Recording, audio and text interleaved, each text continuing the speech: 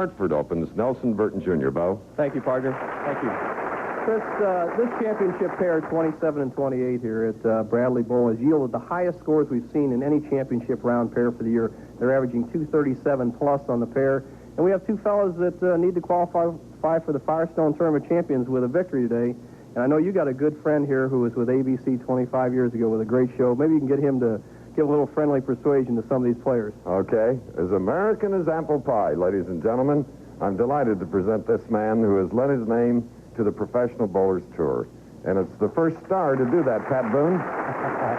Thank you, Chris. You could have said as American as bowling. That's true. I think Boone and bowling go together. I think so. We have for 40 years anyway. My dad taught me to bowl when I was 10.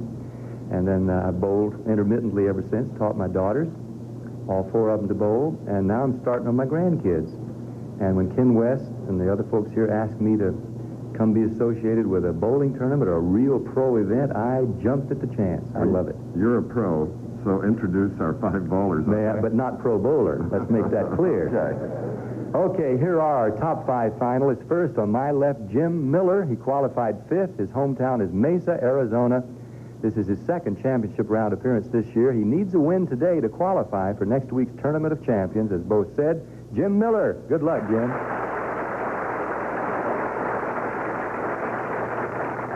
And this short guy on my left is Dave Soutar, the great veteran PBA Hall of Famer. He's won 17 Professional Bowling Association titles.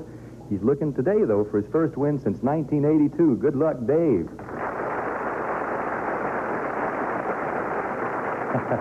This redhead on my left now is Mark Williams. He qualified third. His hometown is Beaumont, Texas. They bowl outdoors there.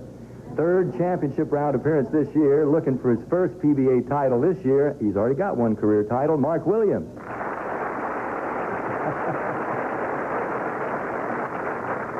And here's a fellow qualified second. His hometown is Albuquerque, New Mexico. He finished sixth in this tournament last year. And I just found out he was a voice major at New Mexico State. He's a baritone, a little competition, Gary Skidmore.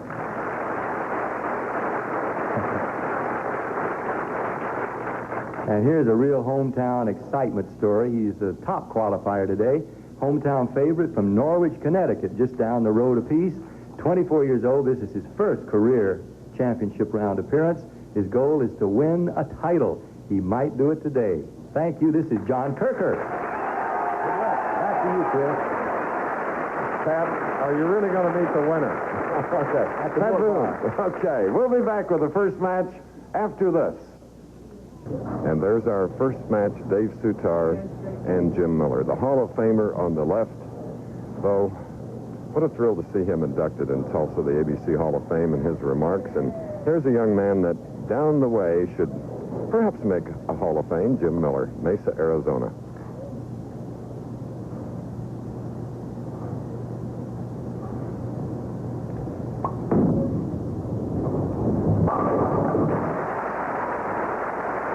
Start.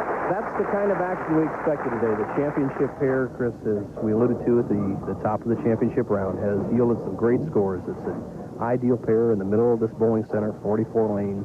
All the players have shot well in this pair, all playing between the second arrow and the first arrow. And the man with 17 PBA professional titles has left a 10-pin on the right lane. See the style of Dave Soutar, just a classic style. Terrific positions all the way through. Look at the shoulder-high arm swing, the shoulders level, the pivot step, driving into a deep knee bend. Good extension over the line. The reason he has won over $500,000 on the tour. Great style. Look at that, 45 years old.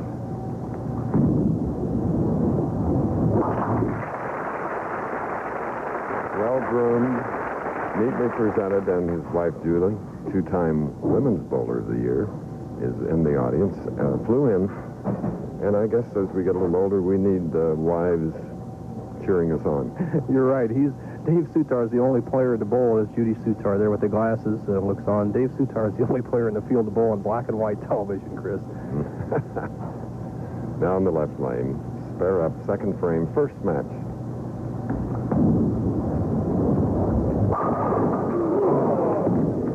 Robbed again, 7-pin on the left lane. Soupy, as he's affably called, lays the half-10 in the first frame and then really throws a super shot. Watch the knee bend, watch the drive, but watch the action of the wrist as he drives through. Here it is, the good wrist action, the great lift. Watch this ball set up, solid 7. Tough break. Soupy, easy spare for him across lane into the left-hand corner.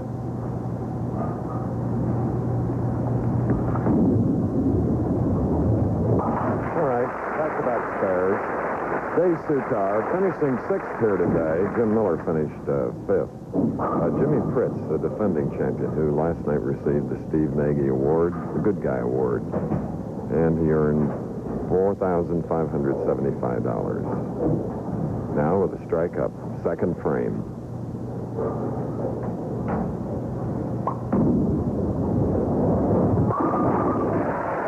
Big double, though. It's all going Miller's way so far. He's playing his 2nd arrow, right down the 2nd arrow with a urethane bowling ball, as he's got a nice style of Jimmy Miller. Kind of a shoving motion as with his arm as he comes through. He bends his elbow slightly on the downswing, has good accuracy and good projection down the lane. Trips that 4, he loves it, has an 11-pin lead, can extend to 21 here with a strike in the 3rd.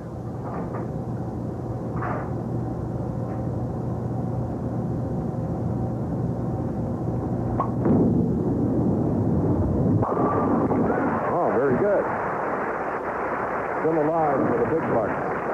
Jim Miller of Mesa, Arizona, with 2 spares now. Soutar is back and will be shooting the 3rd frame. The winner of this match will meet Mark Williams, and then Gary Skidmore, followed by John Kirker, a hometown professional.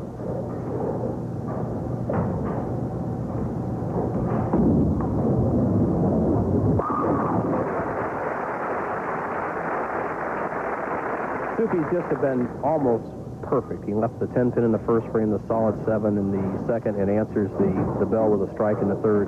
Chris, Dave Soutar and I started the tour together. In 1961, we were roommates. We came out and bowled Los Angeles, Redondo Beach area, then up to San Francisco area and over to Vegas. There's 2 rookies out there. We won a total of $200, $100 apiece, and we made money at that rate. And the 2 of you, 34 PBA titles. Another 10-pin for Dave Soutar. Snake pin. Well, he told me right before the championship round started, he said, Bo, he says, I got a fairly good shot to the pocket from the outside line, but my ball is not breaking exactly the way I want it, as evidenced by 3 out of the first 4 frames being apparently good hits. The result, only 1 strike.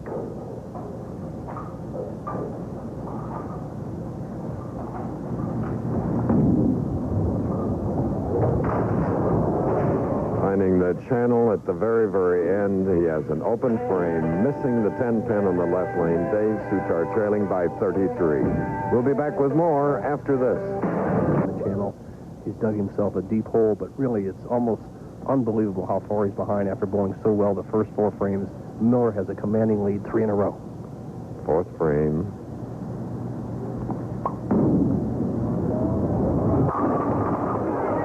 Crossing over, and the string ends there. It's a 10-pin on the right. And the fans applaud. Great bowling fans in Connecticut. Jimmy Miller, trying to take advantage of every break, crosses over into the 1-2 or Brooklyn zone. Really doesn't get a good break for the first time. Normally you'll carry a lucky shot over on the Brooklyn, drive the 6 and the 10. Let's see how he handles the 10-pin. In the 4th frame, Soutar slid by. Miller has to convert the 4th in the 4th to maintain a 32-pin lead. And he's struggling. And he gets it way outside. And now that makes things a little closer. 20 pins now. He just completely lost the ball at the bottom of the swing. Look at him look down at his hand. It just slid off his thumb. The pressure of the championship round, unbelievable on these players. Let's see how he snaps back. That was really a wide shot. 20-pin difference. Lots of pressure.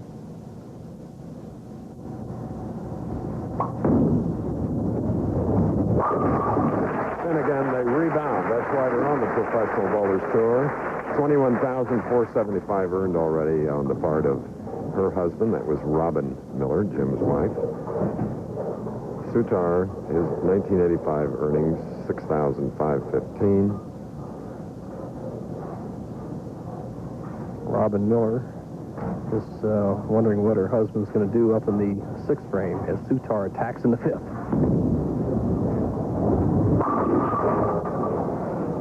What a gutsy move he made, Chris. He went to that outside line, threw every ball in the pocket, and then moved to the inside or track line between the 2nd and 3rd arrows. And that's really a tribute to how well these lanes are conditioned. We've often seen mental fatigue, perhaps more than physical. So there is great concentration and shifting and moving and playing the lanes. It's important to have self-confidence and determination, and you can see that in Soutar's face. He's tested on the 10-pin again. Okay, we're in our first match live from Windsor, Connecticut, a suburb of Hartford. And this is our very first match of the Pat Boone $150,000 Open. $27,000 to the winner today, 14 second, $8,000, $6,500, and the loser of this first game, $5,500, as Dave has requested and received a re-rack on the left lane. There he is, Pat Boone. Superman used to do a lot of work live television back in the black and white days with ABC television, the 58, 59, and 60 era. The Pat Boone Show, and here's Soutar.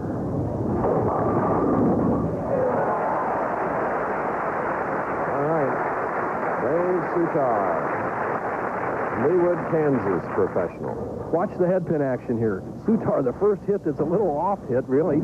Headpin goes to sideboard, knocks out the 2, 4, 5, and 7. He finally got a break. Now let's see how Jimmy Miller responds to that open frame in the 4th. He has a strike up in the 5th, can extend his lead to 30 with a double.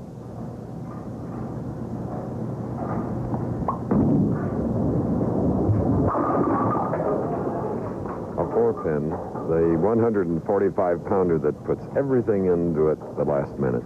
Watch the action of the 2-pin. That's the 3rd pin on the left-hand part of your screen. It goes to the sideboard. There it goes, and knocks out the 7. When he tripped the 4-7 out in the 2nd and 3rd frames, the 2-pin does the action and knocks the 4 and the 7 out. Not to be this frame for Jimmy Miller. 160 pros started here on Wednesday. After 42 games, we're down to the top 5. All right. In that 160, though, there were 21 left-handers. None of them made the 24-man final. Well, you're right, Chris, but as we see the super bikers, the supermen on super bikes, they'll be following us on Wide World. And Chris, here's your favorite sport, the Hagler-Hearns live-stream match. Pick a winner for me, will you? Well, no. I really, people might think I'm wagering. I like them both. They're both great champions, and what a middleweight bout that will be. It's an interview from Las Vegas on Wide World today.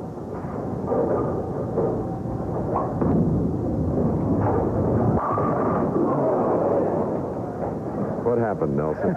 The first bad break that Jimmy actually got. He throws the ball solid in the pocket. As you watch this style here, a good move. He takes his time getting the foul line, waits for the shot. Good lift out over the line, about 18 inches over the line. The ball hits the 1, 3, and watch the action of the 5-pin. Here's the 1, the 3, the ball hits the 5 and drops it straight off the 8. Bad break, the solid 8. It's like Hearns hitting Hagler with their best shot not going down. You got it. All right. Moving along now, we're going to leave live action, but we'll bring you back up to date when we return. First, you make me cry when you said goodbye,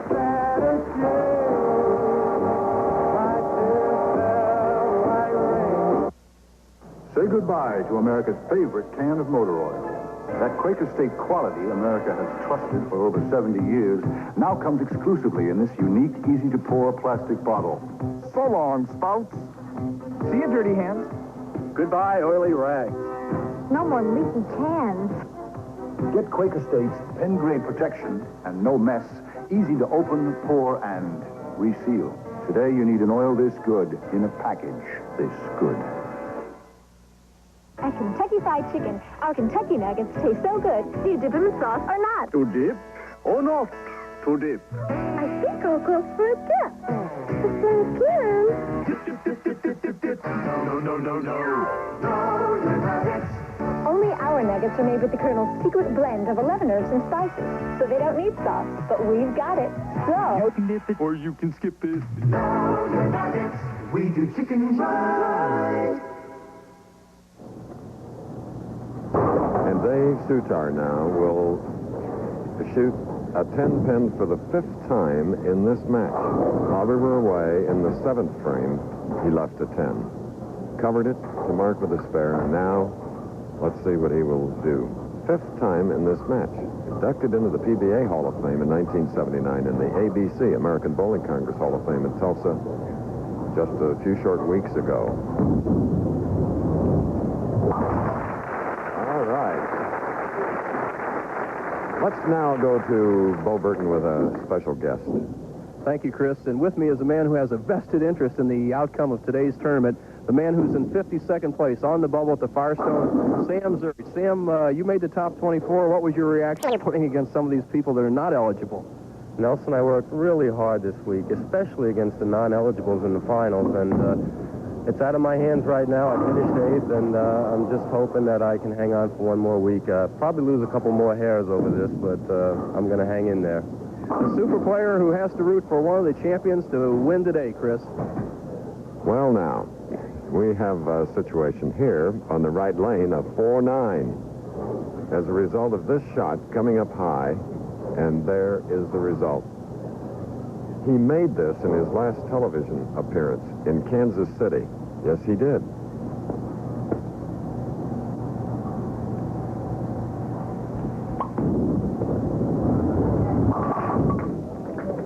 This time, an open frame, and that brings the two professionals closer. In fact, 7 pins now, and we're coming down to that 9th foundation frame. The 4-9, that was the Jimmy Miller's undoing in the King Louis Open in Overland Park about 4 weeks ago, Chris, when he needed a strike against Don Janelle, left the 4-9 in the 10th frame. Here he leaves it in the 8th frame, gives Soutar an opening, and this is just what Soutar wanted. One of the great clutch players in the history of professional bowling, sitting on the bench waiting to see what Jimmy Miller can do in the 9th.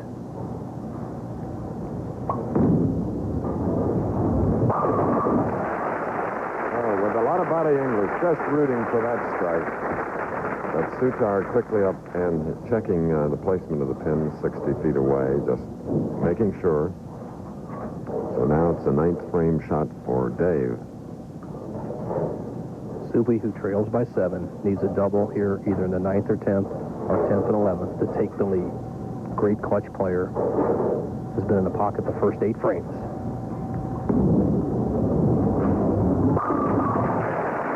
That time, no 10-10. That was a Hall of Fame shot. Here's the different lines that the players are playing towards the pocket. There's Jimmy Miller's ball, right over about the 11th board, one board inside the second arrow as he struck on the left-hand lane. And Dave Soutar is playing about the same line on the right-hand lane. That's why this is such a high-scoring championship pair. The lanes are very true. But for Dave Soutar, who made an aggressive shot in the 9th frame, he needs a strike here in the 10th to take the lead for the first time. Using most of the approach. I hit 3-6-10. Uncharacteristic of that great doubles partner of mine to actually baby the ball or soften up. And I tell you what, that's a residue of those first 8 frames not being able to get a double on some good hits. The match is not over, though. Dave can make the 3-6-10 spare, get at least a good count, 7 or 8, and he'll force Jimmy Miller to mark.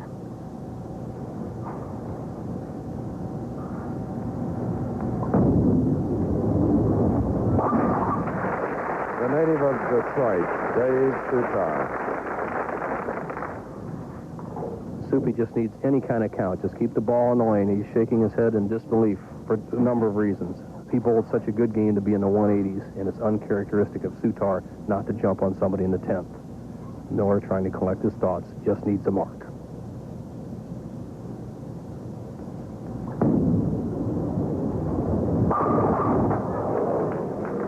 A disappointment for the 17-time champion, Dave Soutar. Only $5,500 when he was hoping for the $27,000 first prize. Well, still a possibility. Soutar shooting a 185, and anything can happen, those we have seen in other matches over the years. Well, the situation for Miller is very similar to what he had in Overland Park. He needs a mark and a good count to win the match. A strike is a lock, but he has to fill this frame.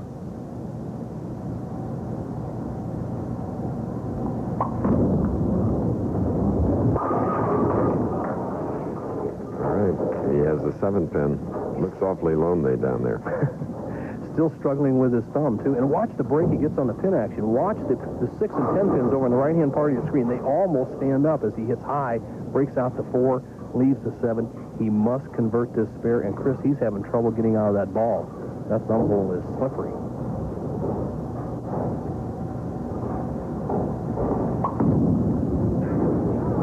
Oh, yes. A bit tentative on the approach. You could tell that the tension was there. Some relief. Not yet. Total. Well, he needs 3 pins to stay behind the line, and he'll win against I'm sure, disappointed great champion Dave Soutar. Really the man that everybody in the field, there he is, was picking to go all the way today. I think if he had snuck by this first match, he'd have been awfully tough. Miller's the winner. All right, and Soutar with 5 10-pins. 185. Miller shoots a 193. And we'll meet Mark Williams, who will continue. Message from one of our sponsors. We're in Connecticut, Windsor Locks. To be exact, Dave Soutar having a tough time leaving 5 10-pins. Lost to Jim Miller, 193 to 185. And for Jim Miller, who needs to requalify for the Firestone, this is a big match coming up against Mark Williams. Williams from Beaumont, Texas, finished 3rd. Miller now will shoot first, and Bo and I are joined by Pat Boone here in our broadcast location. And boy, I'm enjoying this. Great bowling. Be interesting to see if he can rectify the problems he had with his bowling ball in the first match. Just squeezing a hold of that ball, it'll slide by every single time. Not getting in the lift, and leaves himself a very difficult spare of the 2, 4, 5, 7. Here you see the posture of the ball as it's rolling down the lane. It gets to the 45-foot mark, does not bite the lane, almost ends up with a 5 count. At the last minute, the 8-pin falls out. Pat, you were real close to the action prior to coming up here, and I know in your business, show business, there's always pressure. You probably sensed it with these pros, didn't you?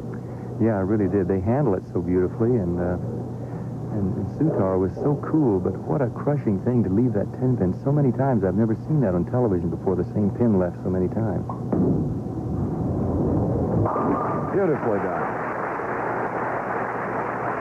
Get a close-up of him, Pat. He looks like a young Robert Goulet, Jim Miller. But 27,000 make him look even more like Goulet. 14, 8, 6,500 in Soutar. He may sing like Bob Goulet if he wins that. Right.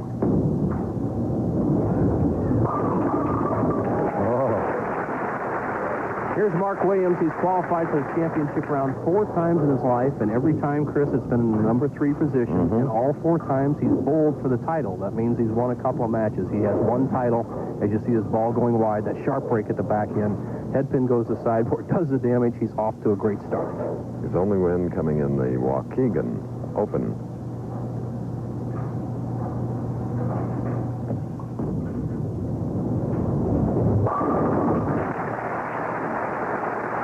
That's the way to start, with a double, putting the pressure on the first game winner, 193 to 185, Jim Miller. Pat, I was talking with you last night. You said you went out and did a little bowling last week. Tell us about it. Well, it was last June, actually, and it was the last full game I bowled before I came here. And I was unconscious. I don't know what happened, but I bowled 8 straight strikes and wound up with 10 strikes in that line for a 267. Going into the Firestone for me next week, partner. But that's definitely a fluke. That's great. Heading by, leaving the 1, 2, 4, 10. Tough break.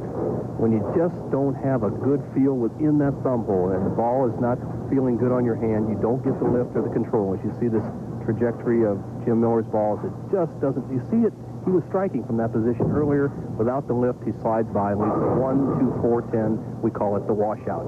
Has to hit the head pin on the left and drive it into the 10-pin area to convert the spare.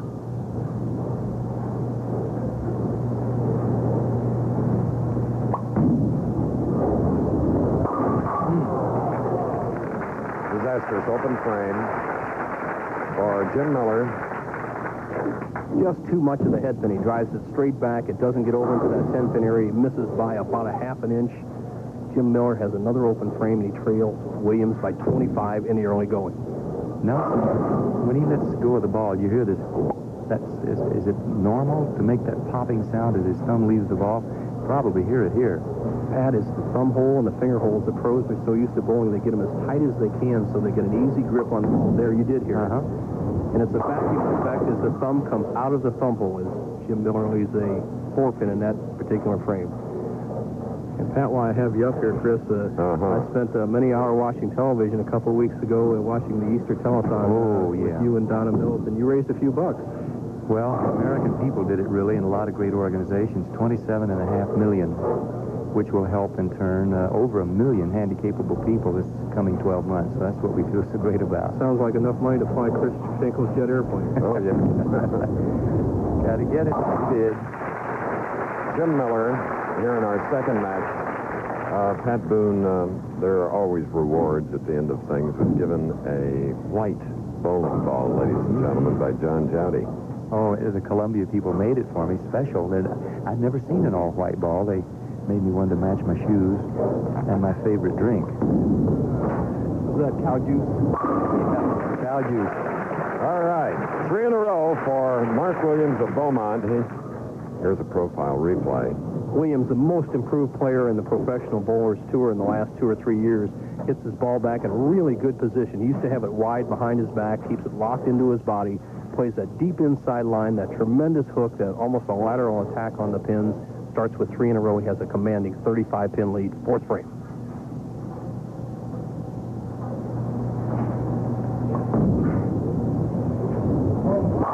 Beautiful, 4-bagger. Two 300s during the week. Wayne Webb and Dick Weber with a pair of 300s. Well, don't go away. The action is picking up here in Windsor Loch. Since we're running behind our allotted 90-minute time segment, Jim bowled in the 4th with a strike. He has left 2-pin in the 5th frame. Right. Jim Miller, who won the first game, eliminating Dave Soutar by a score of 193 to 185 with 6 strikes. And now we're looking at a man who has 4 in a row, Mark Williams of Beaumont, Texas. And a contrast in style here. Miller, the down-and-in conventional player, much like Soutar, going against the contemporary power shooter. Williams with the big hook. Watch it turn over. Too much. Right you are there, Pat. And, you know, today's young players, Pat, I see it in golf and baseball and a lot of other things. You see a replay of the sharp hook of Mark Williams, are more of the power players. And I'll tell you what, in bowling today is basically a strike game. Who can throw the strikes? And this young man has thrown a lot of big games during the week. He's had 5 games over 268 in the 42-game format. And as his wife looks on, she's happy with the action so far. Mark Williams, he's 6'1", weighs 175 pounds, and certainly married a beauty, didn't he? Sure did. With that gear on his right arm, he looks like one of those transformers that the kids are playing with. He might convert into a car next time. That's what we call a money maker, Pat. I see. Ancillary rights, little extra cash. Does it help, Bo? Well, for one of the players, Chris, is both an incentive for a little extra money, and it's a crutch to help a lot of players, just like golfers. As you see Williams slide by and leave the 210. As golfers use a glove, I guess we could get by without it, but it sure helps. And remember, in Baltimore, we saw Williams leave the 2-4-8-10 and convert it as the only time on national television. 2 weeks ago, he made that, Pat. Wow. And it's basically the same shot here. He needs to get the ball on the left side of the 2-pin and slide it over into the 10. Though, since you own a bank or two, you said a little extra money for that, whatever you want to call it. Chris, we're going to have hopefully during the telecast, a profile of some of the incentives, and I think these fellows make more than 1,000 for all the... Oh, he's there.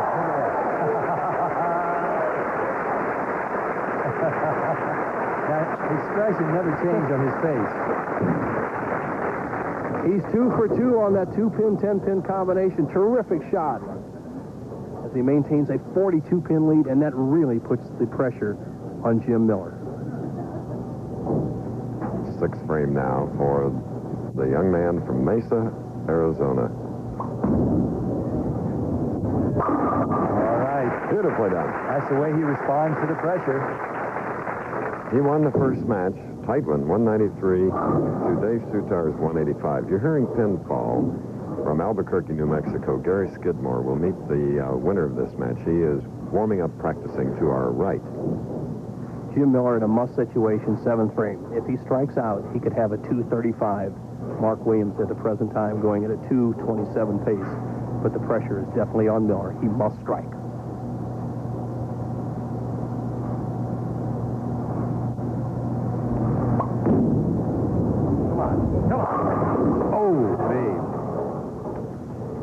Not to be the 10-pin. The same thing that was the undoing of Dave Soutar in the first match that you alluded to, Pat. 6 10-pins left by Soutar here.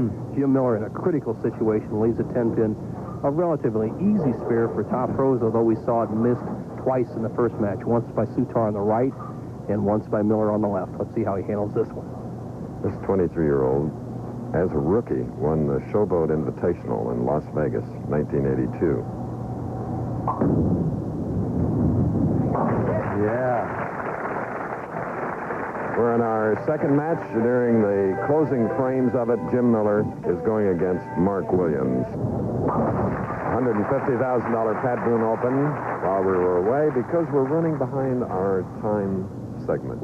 And we dislike it as much as you do because I have to bring you up to date, which is always a pleasure, but I'd rather for you to see it live. 7th frame, a strike for Williams and a spare in the 8th. Now shooting in the 8th frame, Jim Miller, Mesa, Arizona. He's trailing. Absolute must situation. Miller must strike on the next 4 balls to have any chance. Another one. Second time today for Jim Miller. We alluded to how great a scoring pair the championship pair was and is. But what has happened today is the players cannot carry the corner pins or the apparent good hits. We saw Soutar with a lot of good hits, no result. Jimmy Miller, when he reaches back for a little extra, at least a solid 8. The best he can bowl if he converts this spare is a 2-0-4 game if he finishes with 4 strikes. Kept that composure to make certain that he knocked it down. As we look at the leader, Mark Williams shows very little reaction, very little emotion. He's got a Clint Eastwood quality. He looks at those 10 pins and says, go ahead, make my day.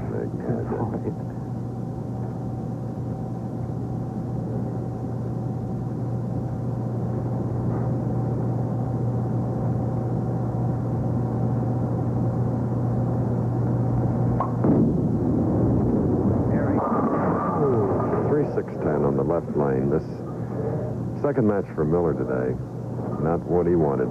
He looked at his thumb then as if maybe it really was hanging in the ball, huh? Good point, Pat. Up and down. He was losing the ball against Soutar, and he probably put some tape or something in there to tighten it up, and now it's hanging up a little bit. And he's got a major problem right now as he goes for the 3-6-10. The best he can do is 191. Williams working at a 227 pace, just 2 frames remaining. All right. Jim Miller making his second championship round appearance of the year and 5th of his rather young career. Miller to lock up, Williams to lock up the match as he uses the full approach in that deep inside line.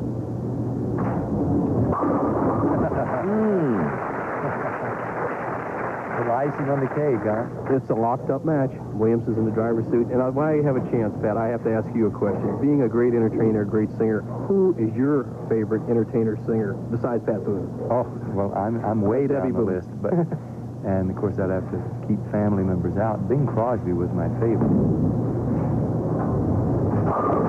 Yeah. Oh, aren't you glad he doesn't need that to win?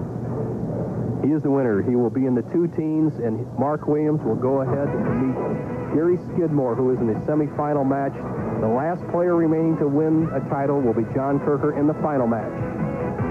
15-181, which means Mark now will take on Gary Skidmore. It's a Texan versus a 31-year-old from Albuquerque, New Mexico. And next, as happens each week, ABC's Wide World of Sports, the Superbikers, the final of it, and then an interview with Hagler Hearns and NCAA Wrestling Championships.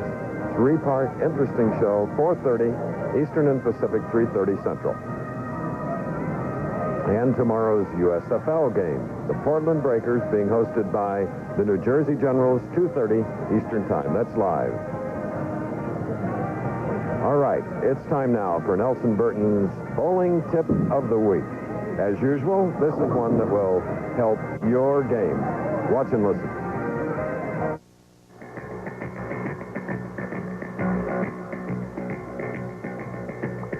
This week, we conclude our three-part mini-series for women bowlers. Today, Nelson Burton Jr. offers some tips for avoiding some of bowling's fashion hazards. Today's tip is being sponsored by Old Spice Aftershave and Cologne. Splash on the feeling. Splash on the Old Spice. In our final part of our mini-series for women, we're going to discuss preparation for your day at the bowling center. Now, when you come dressed for the bowling league, you should wear clothing that's kind of loose and not real tight so that your arm swing is not bound while you're swinging through the ball. Another thing that women should watch out for is the bowling ball. Every lane has oil or conditioner on that lane surface. The proprietor has to put it on there to protect the lane and to make the lane very scoreable. The thing for you to do is to make sure you wipe off that conditioner every time before you make a shot to keep it off of your blouse. And the third thing that women have to watch for is care of their hands, to keep from breaking their fingernails or chipping or whatever. Well, it's not just chipping and breaking, it's the nail polish, too. You men don't have to worry about things like that, but if you could just take a piece of tape and trim the bottom off to make sure that the edges are round enough so that they would adhere to the finger, push it on and pull it down underneath your ends of your nail that are exposed. Therefore, it gives you a smooth surface on your nails and keeps them from chipping or breaking. Well, thank you, Sissy. That was a great tip. And thank all of you for paying attention and enjoying the 3-week mini-series we've had for women. 2 matches going by. Now to the semifinal. Mark Williams, who defeated Jim Miller, will now take on Gary Skidmore. Skidmore finished 6th here last year, 2nd overall. Our tournament leader is a non-winner, a local, John Kirker, big and strong. He's waiting in the wings. First shot, Williams of Beaumont, Texas. 4-pin. Just so smooth, Mark Williams, and that graphic was very telling on Mark Williams. He's 8-3 in the championship round, and that means, Chris, every time he's qualified, he has bowled for the title. He defeated his very good friend Pete McCordick for his only title in Waukegan by a margin of almost 100, in fact, exactly 100 pins, 257 to 157. That's his only title, and he is eligible for the Firestone. Mark Williams, who only 2 weeks ago finished 2nd. After stopping 3 opponents, lost in the title match to Wayne Webb. Now here's Gary Skidmore with 4 titles. 6'1", 185 pounds, big and strong, and as Pat Boone introduced him at the top, a former baritone major in college.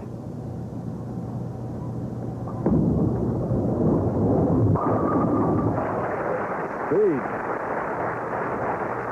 Gary Skidmore earlier talked to us about thinking about retirement in time, of course.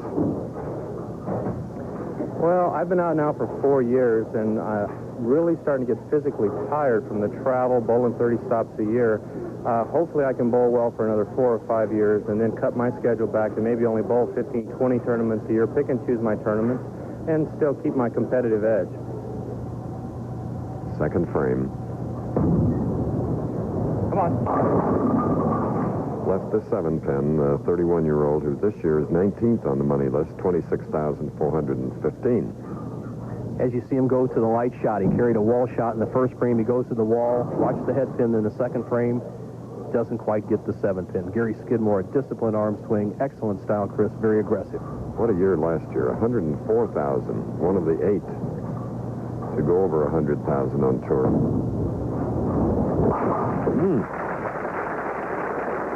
Nelson Burton Power. He really whips it down there, Skidmore. And here's a man with the tender touch, as the late Billy Whalen used to say. He strokes the ball, he plays the lanes meticulously, watches carefully where he sets his feet, sets everything up exactly the same, has good concentration, and just a tremendous strike ball.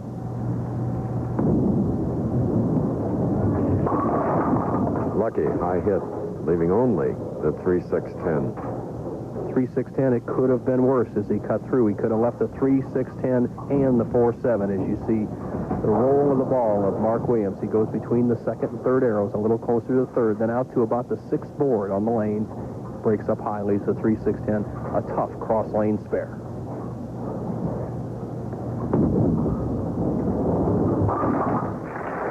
Next week, the Firestone Tournament of Champions. What a big week for you professional bowlers, Nelson. The Firestone, the third jewel in bowling's Triple Crown. The only man to win it 3 times is our statistician today, Mike Durbin. He's the defending champion. $40,000 to the winner. A great tournament. Everybody, all the top players, 52 players will be there. John Kirker, our tournament leader, is not eligible. The last man to have a chance to knock out Sam Zurich.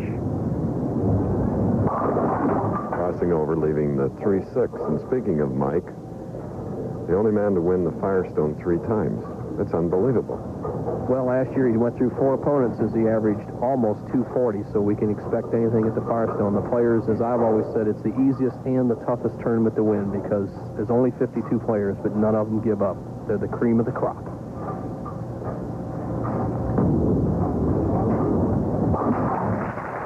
Good job on covering the 3-6 for Mark Williams. And now Skidmore was open with a strike, marked with a spare, shooting in the 3rd frame. The semifinal game, the winner to meet John Kirker of Norwich, Connecticut. Skidmore, a product of the junior program. He bowled in the All-American Youth Championships, as did the earlier bowler Jim Miller, who finished 4th. Skidmore, a very emotional player. I'll never forget how he cried after he lost the AC Delco Classic to Butch Stoker last year. Look at that. Shades of 1984. And he was on our telecast 6 times and won 2 tournaments. Let's recheck his style. Skidmore with just an ideal 4-step delivery. Establishes push away early, gets a locked arm swing. Look at that left shoulder balancing the right. Head steady, elbow lock. Great wrist action. Tremendous slide through the shot. Pow, a perfect hit. All 10 in the pit. He leads by 5 pins through 3 frames. Another re-rack here for Gary Skidmore. 3 re-racks are allowed by each player in every game. If they need more than 3, Harry Golden, the national tournament director, comes out as Skidmore is waiting for the pins. He doesn't like to take a double re-rack, and when you're throwing for this much money, you want to make sure that every pin is positioned just the way you like it.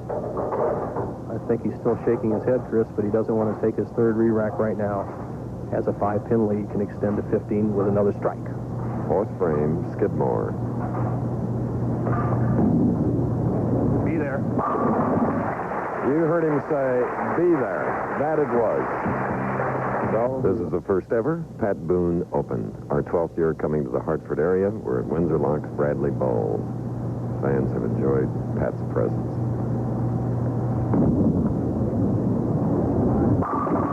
All right. Mark Williams, 100. That's Big hit for Mark Williams there. He was a little slow in the first 3 frames, his ball cutting high. He picked up the speed there in the 4th. Ball ended up right in the pocket, solid strike. Big shot right here. He's bowling against an experienced player, Skidmore. Skidmore gives nobody any slack. One of the top players on the tour, very aggressive, very self-controlled. So Williams has to go after Skidmore and not wait for Skidmore to fall back to him.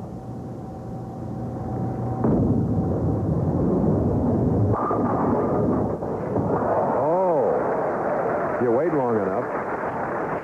What a wonderful break for Williams. 3 pound, 6 ounce, and 7 ounce pins we're using here, and watch the action of the 2-pin on the left-hand part of your screen. It goes to the sideboard, breaks up the 4, the 7, and here the 7 pin. The 4 bounces in the 9 and knocks out the 6. A great break, an easy spare instead of a disastrous, tough split.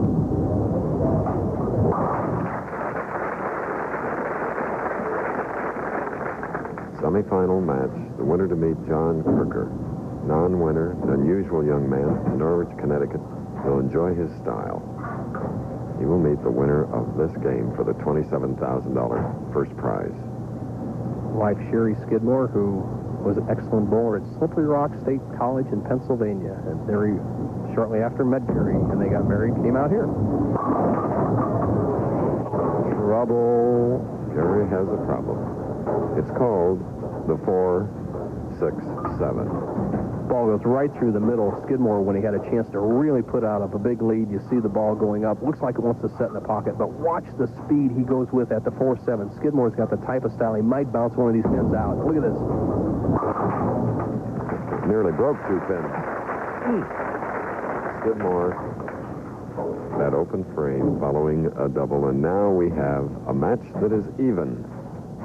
one of the great career records in championship rounds, 17-9, as Williams realizes he got a great break. He could have been down by 35 pins. Here he sits up there even.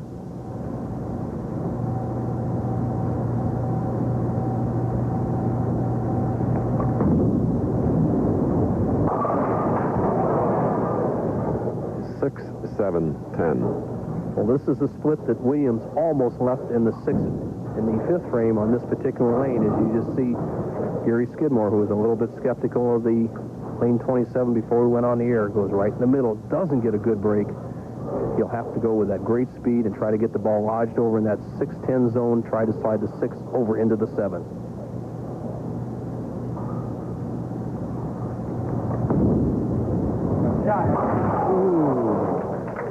We don't see back-to-back open frames that often among these professionals. And that immediately puts Mark Williams into a 12-pin lead. What a bold try by Skidmore. Gets that ball over, lodged in right. But watch it just slide by this.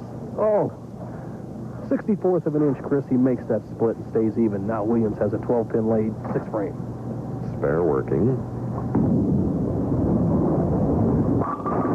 And Williams took some speed off that shot. Well, he approached that line with all the confidence in the world. Just creeps to the line, this man who has bowled for the title 4 times. If he could win here today, it would be his 2nd title. But he'd be going, as you said, Chris, against the hometown favorite, a man who hasn't cashed a dime on the Pro Tour all year long, John Kirker, a powerful man who is going to be tough to beat in a championship game. Again, with a wonderful tempo on the approach and release of the ball, and he has doubled. He takes a 22-pin lead. More of this match following this. 7-10 Skidmore.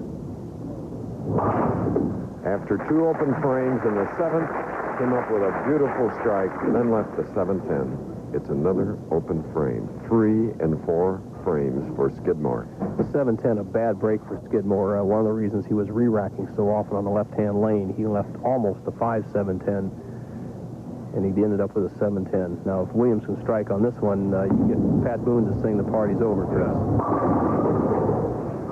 10-pin on the right lane. Or Don Meredith, turn out the lights. Williams looking at the scoreboard just off to his right. He's going at a 2:04 pace. If he can spare strikes, spare in the 8th, 9th, and 10th, the best Skidmore can do is 191. So it just behooves Williams to keep marking because Skidmore has no slouch, especially down near the clutch situations. Mark Williams, Beaumont, Texas, looking for his 2nd professional title. Connecticut on the Professional Bowlers Tour. Williams has won 2 of the 3 matches, 203 to 164 strikes. He goes against Kirker for all the marbles. Next week, the Firestone Tournament of Champions. What a field, those that have qualified. The 52 players in their hometowns as you look for your favorite. And when we come all the way through the group, you see some of the great ones. Cook's a farmer champion, Berardi and Durbin, all farmer champions. Salvino being there, Davis, Holman, Tommy Hudson, Guppy Troop, Steve Martin, Pete Couture, David Ozio, he won this year. Ron Palumbi is going to have his first shot there. Charlie Lacey, Skidmore, who just lost that match. Trask will be up there. Steve Neff, Pete Weber, Don Janelle, our King Louis champion, Mal Acosta, Peter Semez. The Eagle, Dale Eagle, flying high at the Firestone. You did not see the name Kirker. Here is Sam Zurich. If Kirker wins this match coming up, our championship match, Sam will watch along with all of us. There is Kirker. We've talked about him, a 6-footer, 200 pounds, arms like a blacksmith. Ooh, he's practicing. Even looks mean. We talked to him earlier. Ask him about having such success now. Well, before this week, I started the winter tour out in California, and I really struggled. Not too much went right for me. So I went home after a few weeks, worked on the game, tried a couple more times to come back, and still nothing was going right. And then all of a sudden this week I show up, and things are going great. This is the Pat Boone Open. Yeah, Chris, and as Pat Boone looks on, and I spoke with John Kirker and Harry Golden, our national tournament director. Kirker said to Harry Golden, I want to finish last. Put me whatever lane that I can determine my own destiny on. All the other 4 players decided that they wanted to finish on the left-hand lane. Kirker, aggressive, confident, said, I want to determine my own fate. So he'll throw the last ball in the tournament to either be the winner or the loser. Here's his first shot.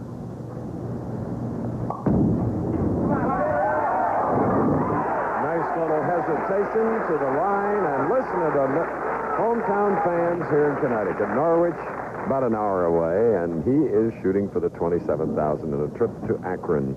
14 to the runner-up in this match. We don't like to call him a loser because, like Mark Williams, he's won 2 games already.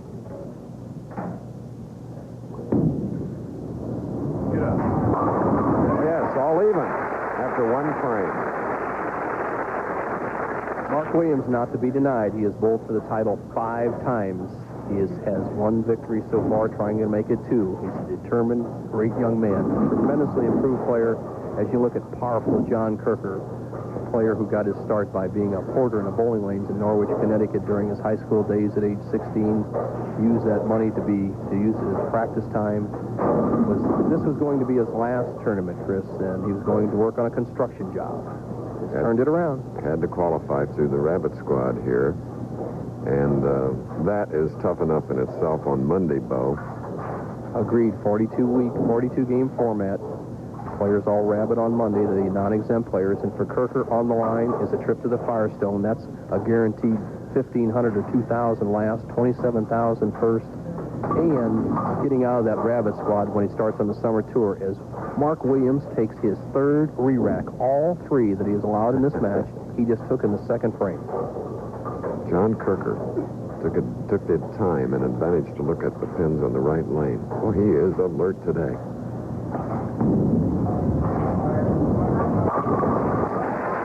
He's up against the Tiger and Mark Williams. 2-game winner already this afternoon. Kirker has had to wait. It's been a long night for him after being the tournament leader 4 out of the 6 sessions. Here he is. He has a strike up now. To keep even, he must strike in the 2nd.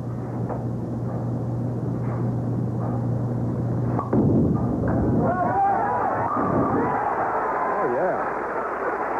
I think he'd have made a great boxer, the way he sneaks up and throws the punch. Look at that upper arm body strength. He can bench press over 300 pounds, and he's using every bit of it now as he palms that ball. And tremendous wrist action, great release underneath the shot, very much like Pete Weber's. That hand underneath, the tremendous wrist action. But look at that upper body strength, Chris. He has made it work for him. When the players with the tremendous strength get hot, they are very difficult to beat. Let's see if he can take the lead right here.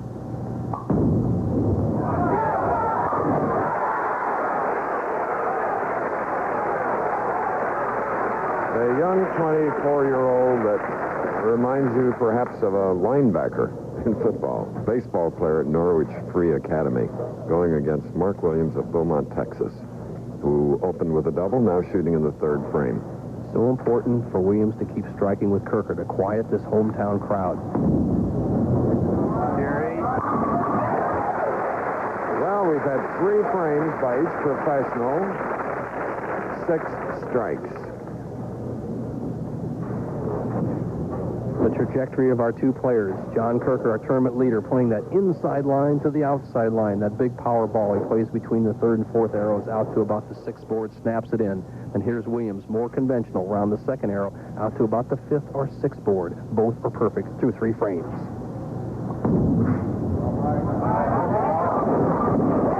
And they all go for Mark Williams. Nothing but strikes here in the championship match.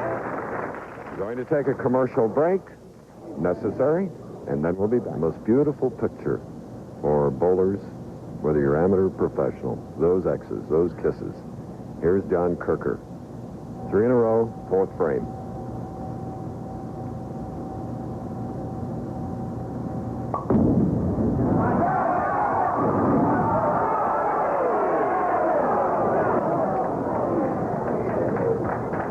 A little roulette. What What a pivotal shot in this match, Chris. He sends it wide. That's what a power player has to do, and he really gets a bad break. He leaves what we call the wall shot 7-10. At least he could have gotten one of those pins if he had any kind of luck at all. He'll have to just shoot for one with a little extra speed. He was hoping. So, after 3 in a row, it's an open frame for non-winner John Kirker of Norwich, Connecticut. Okay, he has hopefully shaken it off. There you see his career earnings. Last night, he was tested for the first time in his career. With 2 games to go, he was dropped to second place. He picked up 100 pins on Gary Skidmore with 256 and 257, so he can answer the bell when it's necessary. He needs to go now. Leaving the 5-8. Listen to the Connecticut fans, letting them know that they are behind him. Kirker with a little letdown after leaving that 7-10 split in the 4th frame. Sends the ball wide with not quite the power turn that he had in the first few frames. Leaves the 5-8. A simple spare. Just shoot right for the 5 pin. The ball will carry out the 8.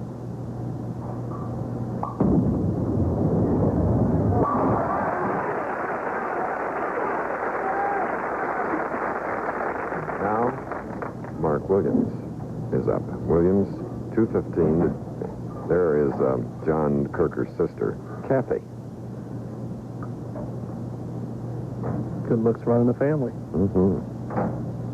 Williams, perfect through 4, can extend his lead over Kirker to 34 with a strike here in the 5th. One more. And gets it. Williams, who beat Jim Miller 215 to 181, and beat Gary Skidmore 200 to 160. The good, great touch that Williams has going right now. He throws that big hook. The ball deflects a little bit as it enters the 1-3, but he keeps that 6 pin in action, gets the love tap on the 10. He has opened with 5 in a row, a 34-pin lead. Look at that. 5 straight ones. He strikes here. He really has Kirker on the ropes.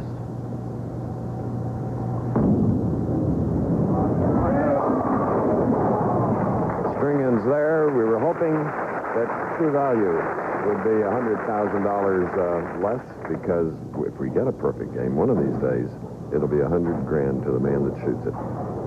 The shot of Mark Williams just goes a little high, leads the 6-10. Gets a good break. Watch the 7 pin. It goes down last. Got to avoid the chop here with 6-10. Cross lane. All right, now John Kirker is up. 24-year-old from Norwich.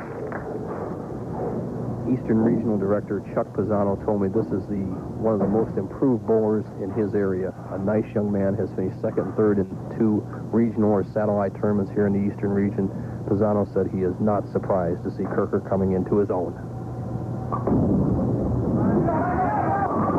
That one just didn't come up.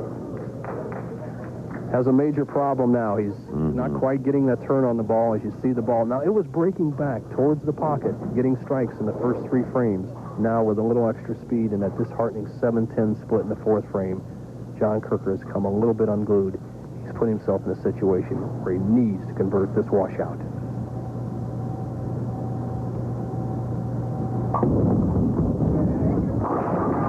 Can you believe that one? Too much speed. Unbelievable. John Kirker came out aggressively, got 3 in a row. Watch the action of the head pin. You're supposed to make this 99 out of 100 when you get that head pin over in that area and it doesn't go around the 10. Chris, it's so unusual to bounce off the sideboard and in front of the 10 pin. Boy, is he interested, Sam Zurich, on the bubble. A sigh of relief. Well, he's a really nice guy, but he does have to have mixed emotions, Sam Zurich. There's the big turn. And when the wheels come off, they do. It's a 4-6-10. Tournament leaders so far this year have been 8 wins and 6 losses coming into the 15th tournament here, the tournament before the Firestone in our 16-week series. Kirker in jeopardy of having that record drop to 8 and 7 right now.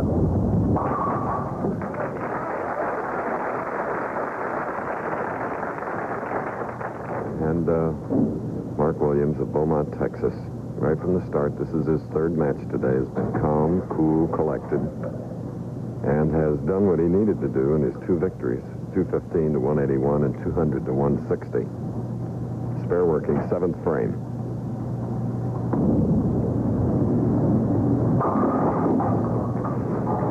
Three, 6-10. Well, Mark Williams just goes a little soft with that shot. He really has no problem there. He has a tremendous lead in the match. 55 pins if he converts here, so he's not panicking. I think the big difference so far in the match, 2 points. Kirker getting the bad break in the 4th and 6th frames, and the experience of Mark Williams hanging in there in the first 5 frames. All right. This man never smiles, but you know, Bo, our vice president of production and senior producer of this series has a smile on his face. Chuck Howard, as a result of a successful lower back operation at Lenox Hill Hospital, he's smiling again. The pain is gone. On his way back to Bedford Village tomorrow and back to ABC getting ready for the Derby. That's super. Everybody's happy for Mr. Howard. And here's Mark Williams, who has to have a happy smile on his face right now. Everything going his way. Only Carol Williams shows emotion. She's counting the frames. She knows how to keep score, and the situation for Kirker is almost impossible. He must strike. She's trembling, Bo. She's I think she's counting money real fast, Chris. Those are $100 bills slipping right into her hands.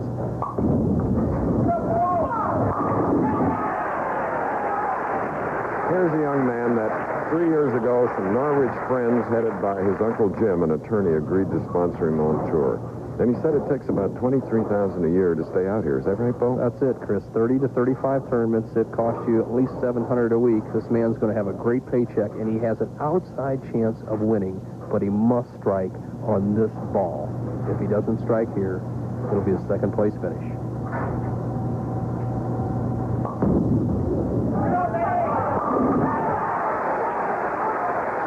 All right. Acknowledging as many fans rooting for him here. Williams in the driver's seat. All he has to do is mark his first name, actually, in one of the last 2 frames. Leads by 45 pins, has a possible 265, but all he's interested in is a score above 210. That would shut out John Kirker. So it's a 10-pin on the right lane of this championship pair. They each bowled 2 games throughout the tournament on this pair, and for Mark Williams, he averaged 233, Kirker 240.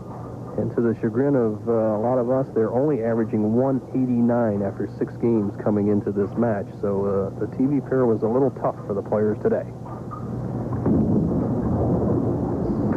Oh, and the lights go on. Pressure of the $27,000 first prize. Kirker's case, trying to win his first. Mark Williams, at whom we're looking to win his second. That all helps to lower scores. Well, it's a championship round experience, Chris. I bowled a show in Caracas, Venezuela in 1966 where the TV crew didn't show up, so we bowled the championship round anyway without TV cameras, and we all bowled the same. It's the sudden death pressure that makes the difference, not the TV light. All right. Mark Williams of Beaumont, Texas. He has won 3 matches, and more important, he has won the winner's share of the $150,000 Pat Boone Open. We'll be back. A 245 when he needed it. Mark Williams, congratulations. Thank you. I'm sure you realize that you were in alien territory. You didn't have many Texas rooters here, Mark. I think I had 1 Texas rooter, maybe 2. Our press director's from Texas, but the people in Connecticut are always so nice. It's great to always come back here, and I hope we come here for many more years. I'll tell you, there was a young lady in the audience that really was trembling. You more relaxed now? Yeah, I feel better now, yeah. Well, let Pat Boone. Pat, what a finish for your first tournament. We hope there'll be many more years. And I got to take a little credit. I lent Mark my shoes, and I won them back right after the... You ought to wear white shoes every week. Boy, was a thrilling finish. Let me give you your trophy. And I might give to Carol. She might like this little doodad here, this little bauble for $27,000, your second career victory.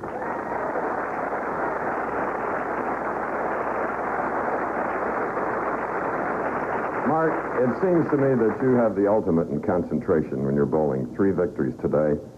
There was no emotion on your face. How do you keep as calm and cool as you do? I feel like the key is just to try to keep the same temperament all the time. If things go good, if things go bad, I have to stay the same. And like I've learned from watching Marshall Holman, he tries to stay calm. When he needs a good shot, he can...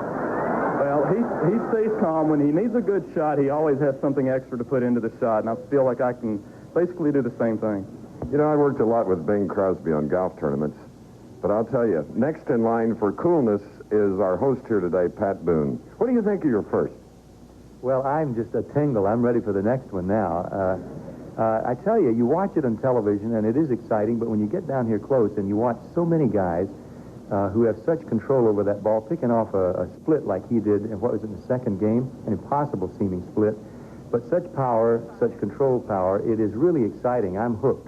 Well, I think you bowled last in June, nearly a year ago. What are you doing tonight? Well, tonight I'm going down to Nashville. I'm hosting a big beauty pageant live on Monday night. So it's from bowling to beauty, although there was certainly beauty in this today. And yesterday, the youth tournament, too, the New England youth tournament I got to take part in. And all those kids going back to 5 New England states wearing Pat Boone on their shirt, but all of them winners. Well, in your spare time, come back and join us next year. Congratulations, Mark and Carol. Okay, ladies and gentlemen, the executive producer of ABC Sports is Lynn Arledge. Today's show was produced by Amy Sachs, directed by Terry Jastro, technical director Bob Bowling's greatest, like Billy Hardwick, who won in 1965.